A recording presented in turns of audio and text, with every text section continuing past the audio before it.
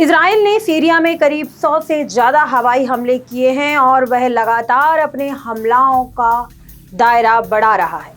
विद्रोहियों के सीरिया में कब्जे के बाद इजराइल ने सीरिया के अंदर करीब 14 किलोमीटर तक अपने पांव फैलाने में सफलता पाई है।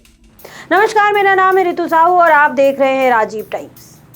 अब सवाल उठता है कि क्या ये सिर्फ एक सीमित सैन्य अभियान है या इजराइल का इरादा कहीं और तक पहुंचने का है। इन हमलों के पीछे इजराइल का असल उद्देश्य क्या है, ये सवाल अब हर किसी के मन में है। सीरिया में इजराइल के इस बढ़ते दखल का क्या असर होगा, दुनिया की नजरें अब इस पर टिकी हैं। देखिए इस खास रिपोर्ट में। सीरिया में विद्रोही हमलों के बाद असद सरकार के पतन के महज 6 घंटे के भीतर ही इजराइल ने गोलान हाइट्स के पास सीरियाई इलाकों में अपनी सेना तैनात कर दी। इजराइल ने इसे अपनी सुरक्षा के लिए जरूरी कदम बताया है। क्या इजराइल ने असद सरकार के पतन का फायदा उठाया या फिर वह पहले से इस मौके की तलाश कर रहा था? क्या इजराइल का यह कदम सीरिया के लिए नई चुनौतियां पैदा करेगा या फिर यह उसकी सुरक्षा के लिए एक सही कदम साबित होगा? इन सवालों के जवाब अब सबके सामने आना बाकी हैं और दुनिया इस वक्त का इंतजार भी कर रही है। इजराइल ने गोलान हाइट से बाहर निकलकर डिमिलिटराइजेशन जोन में भी हमले शुरू कर दिए। इजराइल का दावा है कि उसने सीरिया के 14 किलोमीटर तक के इलाके में घुसपैठ की है, लेकिन इसे अस्थायी कब्जा बताया गया है। क्या इजराइल इस अस्थायी कब्जे को स्थायी बनाने का इरादा रखता है?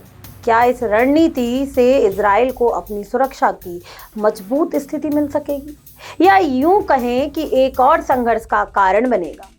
इस ऑपरेशन का असर सिर्फ इजराइल और सीरिया पर नहीं बल्कि पूरे मध्य पूर्व क्षेत्र पर पड़ेगा। इस नई स्थिति से क्या होगा यह भविष्य ही बताएगा। इजराइल द्वारा इलाके में हवाई हमलों के दौरान गोला बारूद और हथियारों के डिपो को निशाना बना रहा है और इसका यह मानना है कि यहाँ से West Bank of south Lebanon में हथियारों की सप्लाई होती है। क्या इजराइल इस रणनीति से अपने सैन्य ताकत को कमजोर करने के लिए ईरान समर्थित समूहों को रोक पाएगा या फिर यह इलाका नई जंग का केंद्र बन जाएगा? दारा से शुरू हुए असद विरोधी प्रदर्शन और अब इजराइल का वहां बढ़ता दबदबा, क्या यह क्षेत्र को अधिक अशांति का कारण बनेगा? सवाल तो कई हैं पर इसका उत्तर शायद भविष्य में ही मिलेगा। दारा जो वेस्ट बैंक से करीब 150 किलोमीटर दूर है, अब इजराइल के हमले का केंद्र बन चुका है। यहाँ पर इजराइल की कोई सर्विलेंस नहीं थी और ना ही किसी प्रकार की सैन्य कार्रवाई।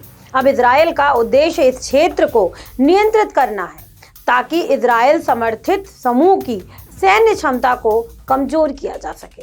क्या इजराइल का यह कदम पूरे मध्य पूर्व में शक्ति संतुलन को बदल देगा या फिर यह सिर्फ एक छोटे क्षेत्र में फंसी हुई रणनीति साबित होगी? इजराइल के इस कदम को भविष्य में क्या दिशा मिलेगी, यह सभी के लिए बड़ा सवाल बन चुका है।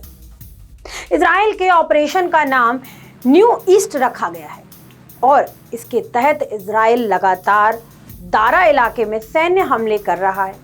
क्या यह ऑपरेशन केवल सैन्य सुरक्षा के लिए है या फिर इजराइल को मध्य पूर्व में और ज्यादा प्रभावी बनने का मौका मिल सकता है? क्या इजराइल ने वाकई इस क्षण का फायदा उठाया जब विद्रोही गुटों ने सीरिया में अपना प्रभाव बढ़ाया था?